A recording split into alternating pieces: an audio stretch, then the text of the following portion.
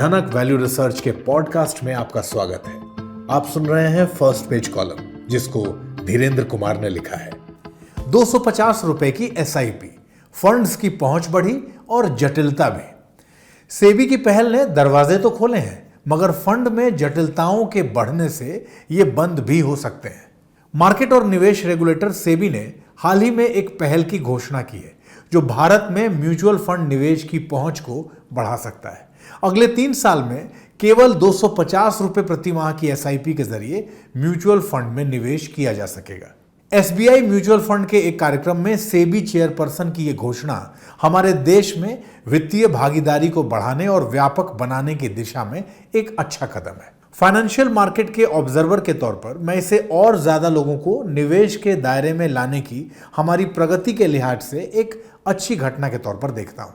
250 रुपए की एसआईपी कई भारतीयों के लिए दरवाजे खोलती है, जो पहले म्यूचुअल फंड निवेश में भाग नहीं ले पा रहे थे। सेबी का निवेश की सीमा को कम करना हमारी आबादी के एक बड़े हिस्से को म्यूचुअल फंड्स में शामिल करने का न्योता है। ये पहल म्यूचुअल फंड के मुख्य उद्देश्यों में से एक के साथ मेल खाती है, खासतौर से भारतीय संदर्भ में। अपेक्षाकृत कम राशि के साथ कई स्टॉक और बॉन्ड में भाग लेने को आसान बनाना। म्यूचुअल फंड कई व्यक्तियों से निवेश जमा करते हैं, जिससे उन्हें सिक्योरिटीज के डाइवर्स पोर्टफोलियो तक पहुंच मिलती है, जो किसी आम निवेशक के लिए चुनौती भरा हो सकता है। 250 रुपए की एसआईपी इसी सोच को और आगे बढ़ाती है और पेशेवर फंड मैनेजमेंट और डाइवर्स पोर्टफोलियो को ज्यादा लोगों की पहुंच में ला देती है।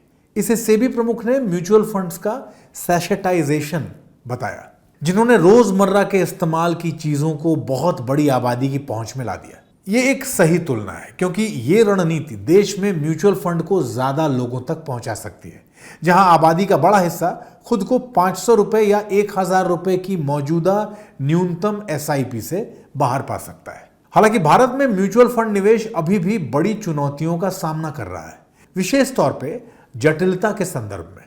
हम नए निवेशकों का स्वागत करते हैं, मगर हमें उन बाधाओं पर भी विचार करना चाहिए जिनका वे सामना कर सकते हैं।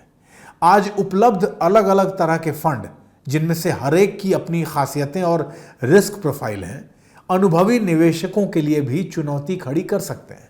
नए निवेशकों के लिए ये जटिलताएं एक बड़ी चुनौती पेश करती हैं, खासकर उन लोगों के लिए जिनकी आमदनी सीमित है और जो पैसों के मामले में ज्यादा गलतियां कर सकते हैं। भारतीय फंड इंडस्ट्री के आसान से समझे वाले वेनिला डाइवर्सिफाइड फंड्स से थीमेटिक, सेक्टोरल या दूसरे तरह के खास फंड्स के कारण यह चुनौती काफी मुश्किल हो गई है। आप इस पर सोचिए, जिसे मैंने वैल्यू रिसर्च के डेटा वेयरहाउस से निकाला है। 2018 में भारतीय निवेशक के लिए उपलब्ध कुल इक्विटी फंड्स में से 61% सरल डाइवर्सिफाइड फंड्स थे।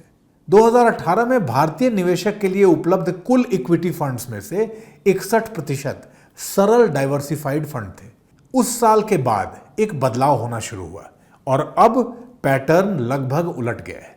2023 में लॉन्च किए गए फंड्स में से 48% डाइवर्सिफाइड थे और 2024 में लॉन्च किए गए फंड्स में से केवल 37% डाइवर्सिफाइड है।